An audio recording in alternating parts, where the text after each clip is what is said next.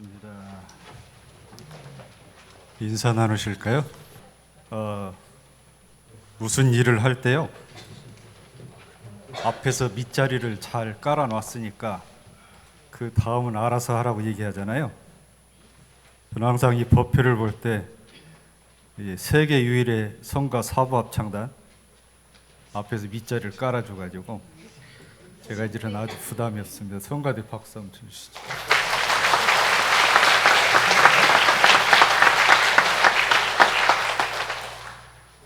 자, 이제 마음 편안하게 내려놓으시고 저하고 마음 여행 가시기 바랍니다. 십수년 전에 그리스 로마 신화가 만화로 발간이 돼가지고요. 연권이었죠. 한 질로 발간이 됐는데 그쯤에 어린아이들이 유행했던 게 있습니다. 마주 앉아가지고 그리스 로마 신이름 대기를 말리기 같이 하는 일들이 있었어요. 제가 그 생각이 나서 얼마 전에 이제 20대가 된 그 아이에게 다시 한번 물어봤어요. 기억나는 게 몇 개나 되느냐? 그랬더니 아직도 많이 기억을 하더라고요. 제가 그때 듣기로는 웬 신도 저렇게 많은지 했어요. 뭐 하늘 신도 있고 땅 신도 있고 뭐 전쟁 신도 있고 불의 신도 있고 이루 셀 수 없이 많았거든요. 근데 이제 그 그리스 로마 신들 중에서는 우리 행성들 화성, 수성, 목성, 금성 이름으로 쓰이는 그런 신 이름도 있습니다. 제가 다 떠올리면 어려울 테니까 우리 귀에 익은 것만 몇 가지 한번 말씀을 드려보겠습니다. 비너스 하면 미의 여신 그러죠? 미의 여신. 우주선 아폴로 아시잖아요. 아폴로는 태양의 신입니다. 태양의 신. 대선 때 시끄럽게 했던 미네르바는 지혜의 신, 승리의 신 그렇습니다. 지혜의 신, 승리의 신. 우리가 필요할 때 마시는 바카스는 술의 신입니다. 술 마실 때 바카스 생각하시나요? 기원전 고대 때 있었던 그런 신화인데요. 그 시대에 있던 사람들도 자기들이 필요할 때 그런 다양한 신들이 나의 삶에 가까이 다가와서 나를 도와주기를 그렇게 기대를 했던가 봅니다.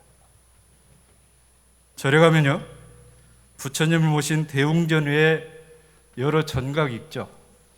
극락전은 우리 내세를 책임지는 아미타불께서 계시기 때문에 그 아미타불을 모신 전각이 극락전입니다. 관음전은 천수천한 관자재보살을 모신 전각이 관음전이죠. 1000개의 눈과 1000개의 손을 갖고 있어서 한꺼번에 그 많은 사람을 살핀 그런 보살님이시잖아요. 그런가 하면 약사전은 중생을 병고에서 구제하는 약사열애를 모신 전각이 약사제입니다. 우리 도반님 중에 약사님이 계신데 그 약사가 이 약사입니다. 이 약사열애께서는 몸의 병뿐만 아니라 마음의 병 또는 그 사람이 집에서 갖고 있는 여러 재난까지도 다 해결해 준다. 그래서 몸이 아픈 사람은 약사전에 가서 기도를 하라고 그러죠. 또 지장전 있지 않습니까? 지장전은 지장보살을 모시고 있는데 지장이 땅지자에다 감출장자잖아요. 이 지장보살은 나는 저 땅 속에 있는 중생들까지 다 구제하기 전에는 내가 절대 부처가 되지 않겠다 해서 부처가 되는 것을 미룬 게 이제 지장보살인데, 이 지장제선 대개 조상들 천도할 때 주로 쓰는 게 이제 지장전에서 주로 죄를 지내고 그러죠. 보살은 원래 보살이 명명이 됐던 게 아니고요. 부처님 돌아가시고 한 300년 지난 뒤에 원시 불교에서는 그 당시 수행자들이 아주 엄격한 수행을 통해서 도를 이루는, 즉 부처를 이루는데 진력을 다했죠. 그래서 일반 대중들은 그렇게 할 수가 없었어요. 그래 할 수 없으니까 이것을, 그래서 이제 그 원시 불교, 즉 수행의 치중에서 그 도를 이루고자 하는 걸 상대적으로 지금 소승불교라고 얘기를 했는데, 많은 사람들이 불법의 은혜를 입게 하려면 저렇게 해서는 안 된다. 그래서 이제 보살이 나왔던 겁니다. 그래서 대승불교에서 주로 이 보살을 섬기고 그러죠. 자, 그러면 서가모니 부처님은 사람의 몸으로 일어나서 만중생을 건지시고 40년 제도를 하시고 그 많은 법문을 남기고 하셨는데, 보살은 사람의 몸으로 나타내지 않고 보살로서 중생들이 필요한 곳에 여러 모습으로 나타난 그런 부처님을 일러서 보살이라고 그럽니다. 제가 천지보훈조목 오늘 3조, 4조, 5조를 얘기는 뜬금없이 왜 이 얘기를 할까 좀 의심이 드시죠? 만약에 말이에요, 내가 마음이 어두워서 눈앞이 깜깜할 때 내 앞에 밝은 부처님이 나오셔가지고 내 앞길을 환하게 밝혀주셨으면, 내가 어떤 일을 확실히 목표를 정하고 일을 하고 있는데 게을러져가지고 하다 말다 그럴 때 그 정성을 와서 그 끈을 이어주는 부처님이 계셨으면, 내가 판단을 잘 못하겠어요. 어느 게 옳은 것인지. 그럴 때 나오셔가지고 공정하게 내 대신 판단을 해주시는 부처님이 계셨으면, 어떤 이치를 내가 이치대로 순리대로 가야 되는데 순리대로 잘 안 가는 거예요. 그럴 때 이게 이치에 맞는 거다고 쫙 끌어다가 알려주는 그런 부처님이 계셨으면, 그런 부처님이 계셨으면 하는 생각이 드시죠? 그 부처님 어디 계시냐면 우리 앞에 보신 일원상 부처님이 바로 그 부처님입니다. 앞에 있던 그리스 로마 신화의 모든 신도 실제하지 않는데 신의 이름을 부여해서 그런 모습으로 다가오기를 기대한 것이고, 보살들도 실제하지 않는데 그런 보살의 모습으로 이 중생이 필요할 때 아무 때나 나를 도와줬으면 하는 그런 바람이 있어서 보살이 있었던 거고, 일원상 부처님도 8가지의 모습으로, 이 우주의 8가지 모습으로 내 앞에 오셔서 항상 나를 살펴주실 수 있습니다. 그래 믿으시면 오시는 거고, 안 믿으면 안 옵니다.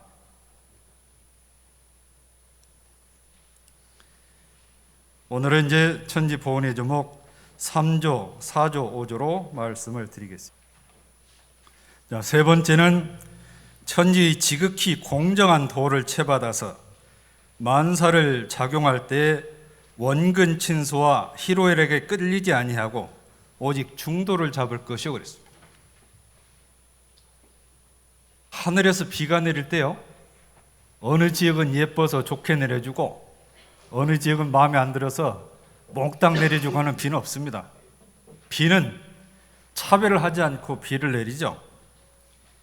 비 얘기를 하니까 저 젊을 때 있었던 얘기가 생각이 나네요. 이장희 씨가 부른 비에 나그네란 노래가 있거든요. 제가 이 노래를 부르려는 게 아니고요. 저희 젊을 때는 그 정권에서 말이에요, 노래 가사까지도 점검을 해서 음악을 잘못 내보내면 불러다가 이제 혼을 내고 그런 시절이 있었습니다. 그 비의 나그네를 보면 님이 오시려는 바다 밤비 내리는 소리 그래요. 그러니까 이 가사에는 밤비가 내리면 님이 오신다고 그렇게 생각을 해서 그 노래를 붙였거든요. 그 뒷말이 그래요. 근데 문제는 이 노래를 그날 내보내는데 전국에 비가 많이 와서 저지대에 물을 퍼내는 그런 뉴스가 한참 나오던 때예요. 네. 이 노래가 있었는데 그 애청자가 이 노래를 신청을 했는데 이 노래를 틀었다고 해서 불려가가지고 이 DJ가 아주 혼났다는 그런 이야기가 있습니다. 아주 유명한 통기타 가수입니다. 그 사람이. 가사를 마저 불러드릴게요.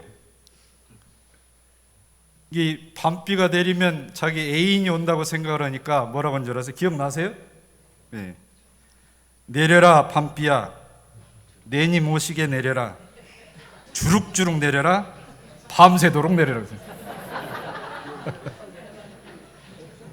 끝까지만 불러드려볼게요. 제가 내려라 내님 모시게 내려라 주룩주룩 내려라 끝없이 내려라. 지금 비가 와서 물 푸느라고 죽겠는데 이 노래를 틀어놨으니 얼마나 화가 났겠어. 아마 애청자가 신고를 했는지 그날 방송 DJ가 보안청에 끌려가서 엄청 혼나고 나왔답니다. 그런데 그 비가 저지대에다 많이 쏟아놓고 고지대 적게 쏟아 그런 건 아니잖아요. 이 천지라고 하는 것은 공정하다. 공정하다. 그럼 천지에 이런 공정한 이치가 있는데 그 공정한 이치를 본받아서 어찌할 거냐? 중도를 지켜야. 중도를 못 지키는 이유가 있어요. 원근친소 희로애락 때문에 중도를 못 지켜요. 원근친소라는 것은 인연관계죠. 인연관계. 희로애락은 내 감정이 일어난 감정.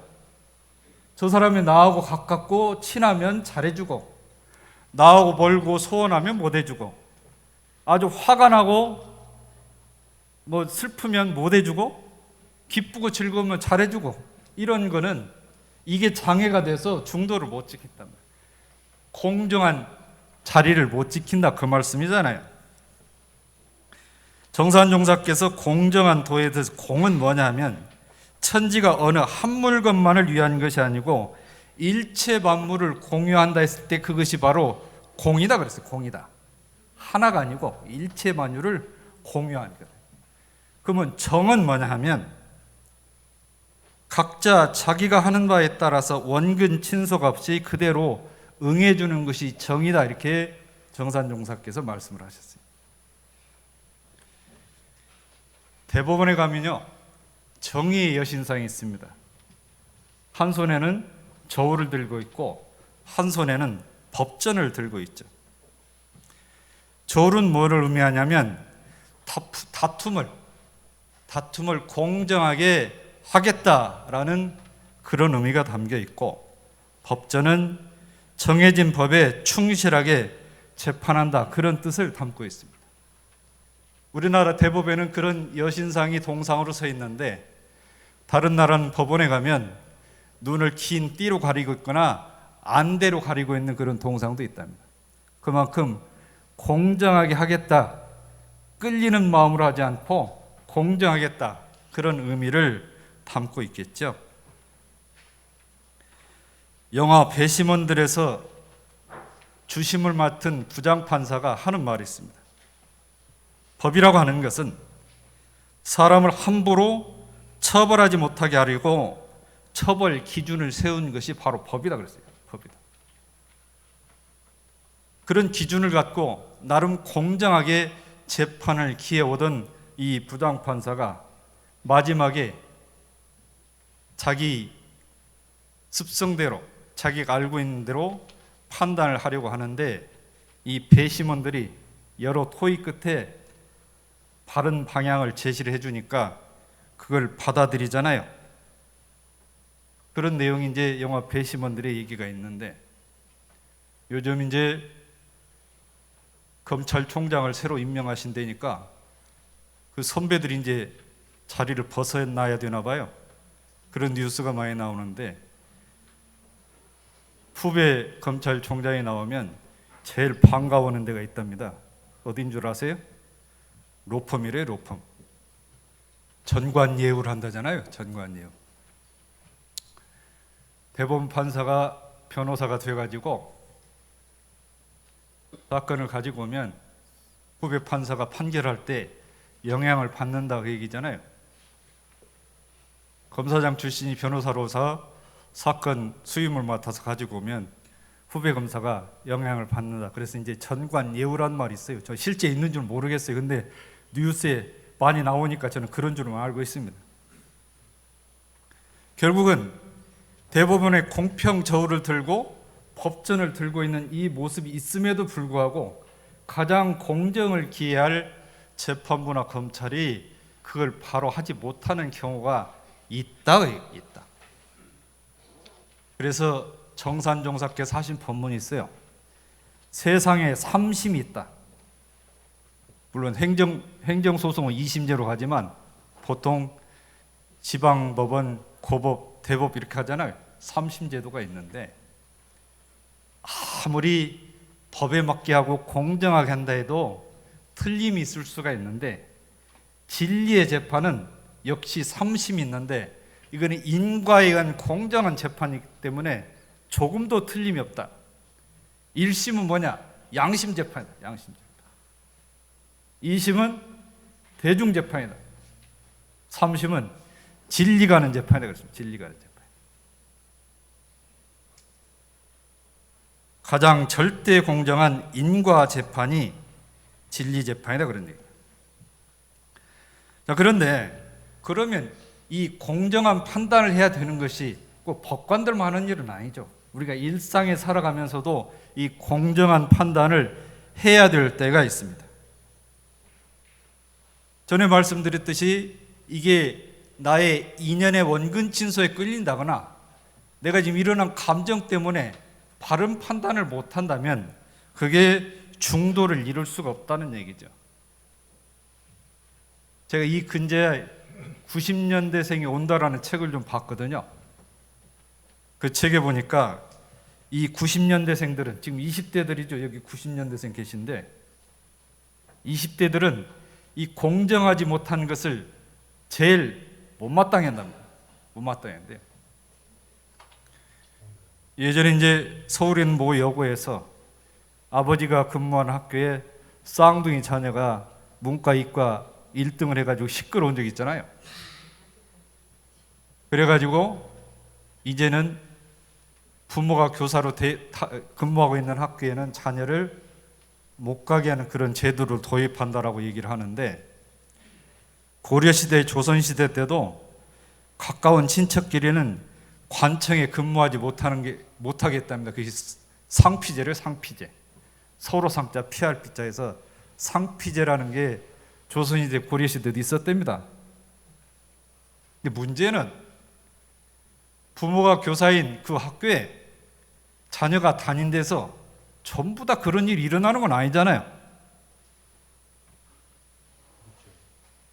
그분이 원근 친소에 끌리지 않고 교육의 도를, 교사로서의 도를, 부모이기 이전에 교사로서의 도를 공정하게 중도에 맞게 했느냐 아니냐 이게 중요한 것이지 꼭 그렇게 관계 지은 학교에 다 문제가 있는 건 아니지 않습니까? 대종사께서 이제 금강원에 계실 때요, 하루는 이 제자가 불을 떼는데 이불이 탈 정도로 불을 떼는 거예요. 이불이 탈 정도로.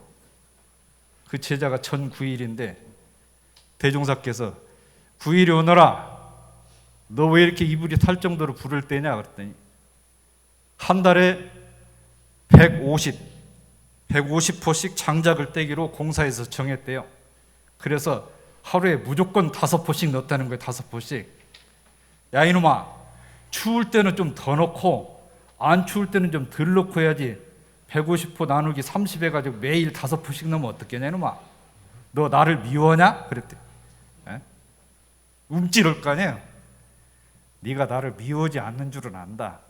중도라고 하는 것은 150% 정해서 출 때는 좀 더 넣고 덜 출 때는 덜 넣는 것이 그게 중도지, 30등분 해가지고 매일 5포씩 넣는 게 그게 중도냐 이 녀석아. 그건 중도가 아니다. 중도가 아니다. 그러시면서 하신 말씀이 내가는 네가 그렇지 않을 줄 안다. 그런데 혹 네가 내가 싫어가지고 속 장작을 더 많이 넣었다 쳐도 나는 너를 미워하지 않는다. 내가 너를 미워한다면 그거 역시 중도가 아니다 그랬대요. 중도가 아니다.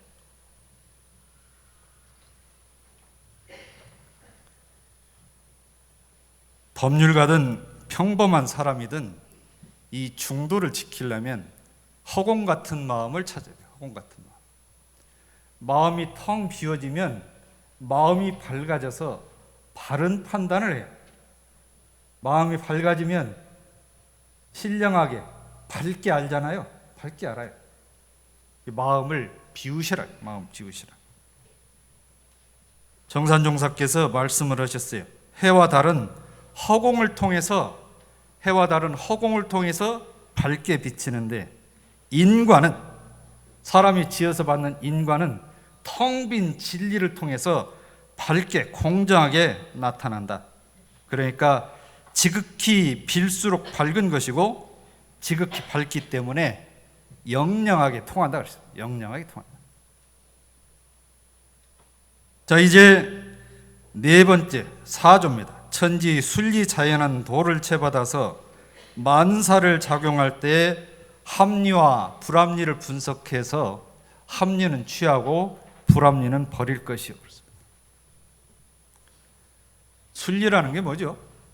봄이 지나면 여름 오고, 여름 지나면 가을 오고, 가을 지나면 겨울 오고, 겨울 지나면 봄 오고, 이게 순리입니다. 사람이 태어나서 살다가 병들어서 죽고 다시 태어난 거 역시 순리죠. 제가 이제 분당교당에 근무할 때 일입니다. 분당교당은 엘리베이터 앞이 좁아요. 교도님들이 한꺼번에 나오면 복잡하니까 연세 드신 분들은 법당에서 좀 말씀을 나누시다가 좀 늦게 나오세요. 가을인데요. 엘리베이터 앞에 이제 예쁜 국화 화분을 양쪽에 두었거든요.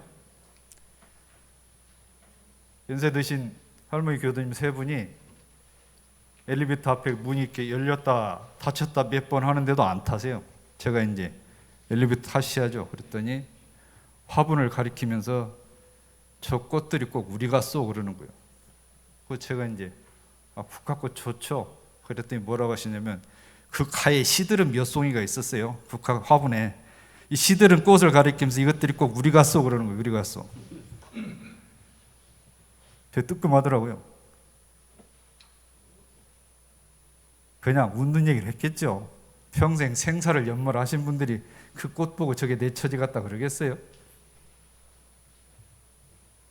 그날 제가 화분을 바로 새로 사서 갖다 치웠어요. 이거를 새 걸로.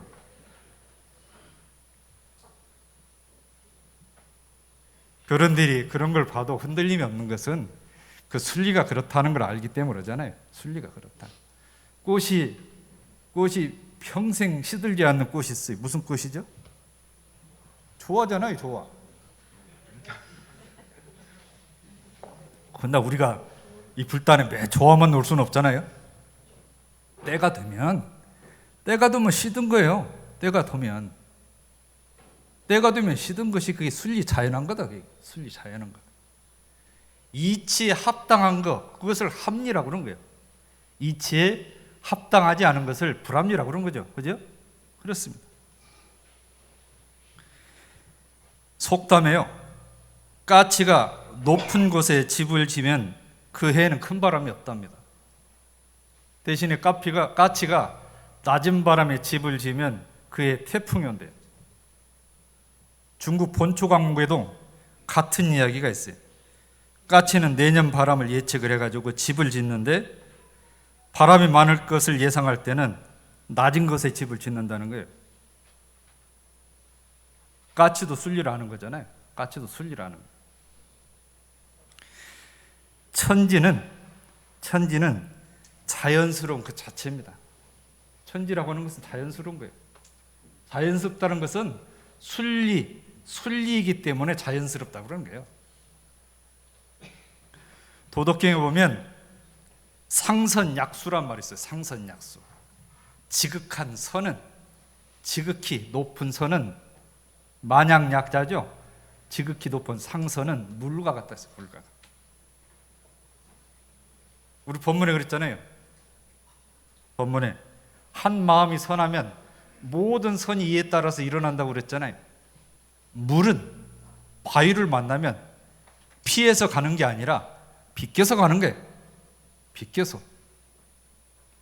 높은 곳에서 아래로 흐르는 게 물이잖아요.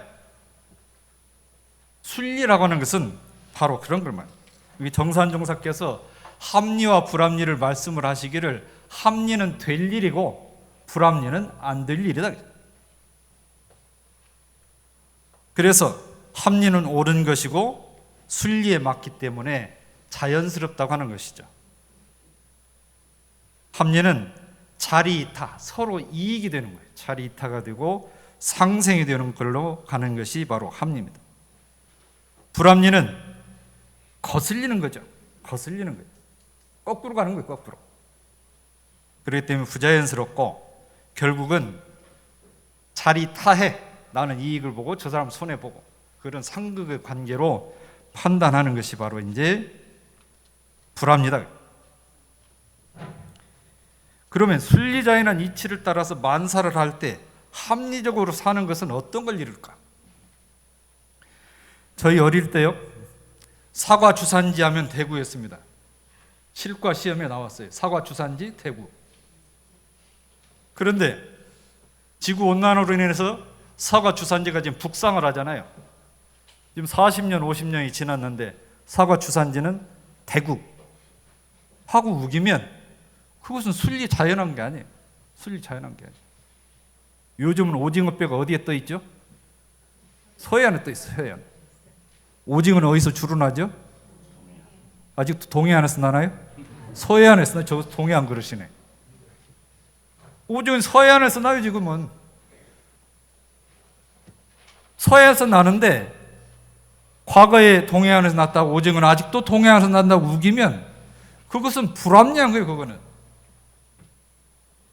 예를 들어서 말씀을 드리는데 순리에서 움직인 거는 그에 따라서 물이 바위를 빗겨서 흐르듯이 가는 것이 이게 합리적인 거는. 근데 이 빗겨가는 것을 회피한다 이렇게 생각하시는 분들이 있어요. 그게 아니에요. 그 상황에 내가 판단을 해보니까 이게 합리적이기 때문에 그렇게 간 것이지 내가 저게 무서워서 피해간 게 아니에요. 살면서요 100% 내가 원하는 대로 다 된 분 있나요? 한 건도 안 틀리고 나는 100%다 됐다 그런 분이 손 들어보세요. 없잖아요. 뭐 안 될 때 어떻게 했어요? 물이 피해서 가듯이 해왔어요. 우리가. 그것이 회피가 아니고 그거는 합리를 선택을 하면 그 상황을 합리냐 불합리냐 선택을 해서 내가 합리를 선택하는 거 그건 회피한 게 아니에요. 그거는 순리 자연의 이치를 따라서 그렇게 살아온 거다 그 말씀입니다. 다섯 번째, 천재의 광대무량한 도를 채받아서 편착심을 없이 할 것이요. 천재가 이제 광대하다 크다는 얘기죠. 무량은 양이 없다 그러잖아요.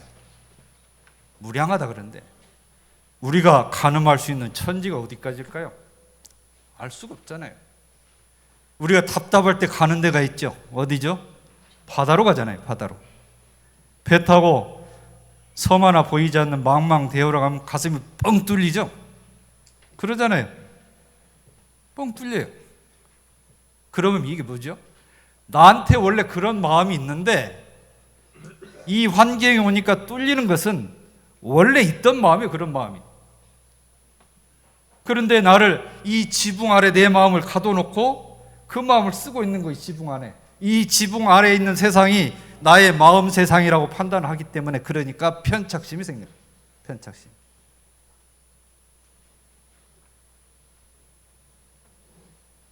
히말라야 고봉 등장한 산악인하고 인터뷰하는 걸 제가 TV에서 봤습니다. 사회자가 대뜸 그래요. 산을 정복했을 때 소감이 어떻습니까? 거두절미하고 산은 정복 대상이 아닙니다. 그래요. 어떻게 이 조그마한 내가 산을 정복할 수 있다는 말입니까? 그거는 아주 합당하지 않은 표현입니다. 딱 잘라서요. 사회자가 무색해졌어요. 산이 제가 죽지 않고 오를 수 있도록 받아주는 것만 해도 무한하게 고마운 일입니다. 그렇게 답합니다.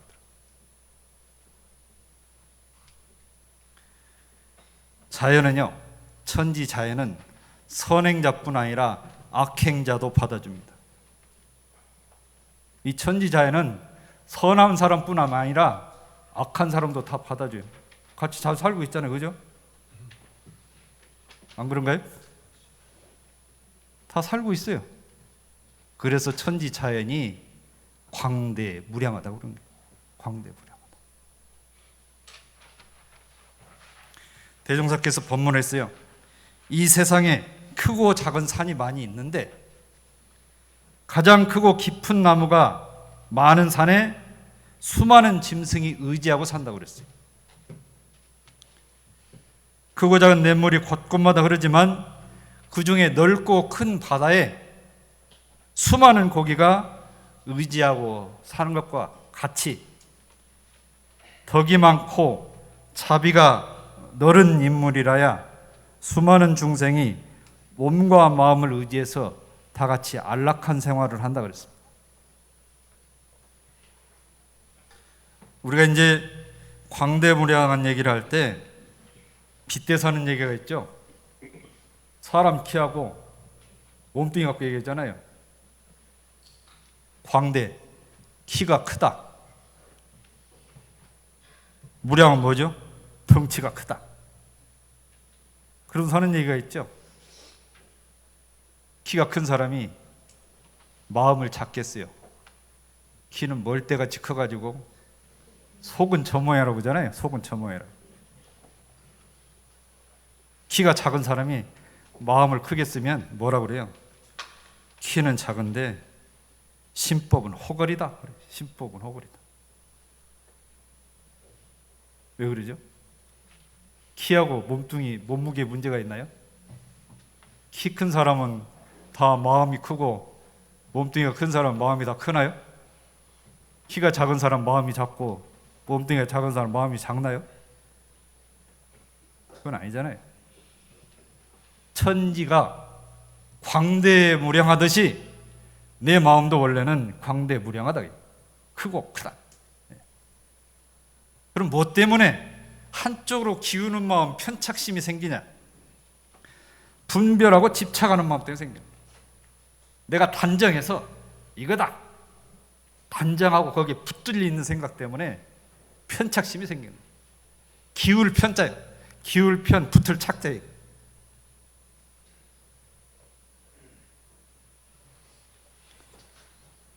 편착심이 있으면 몸이 크고 덩치가 커도 작은 사람이고요. 편착심이 없으면 키가 작고 몸이 작아도 큰 사람입니다. 천지 지극히 공정한 도를 채받아서 중도를 지키는 내가 되고 순리자연한 도를 채받아서 합리적이고 원만한 내가 되고 광대무량한 도를 채받아서 큰 나를 성취하시기를 기도합니다. 감사합니다.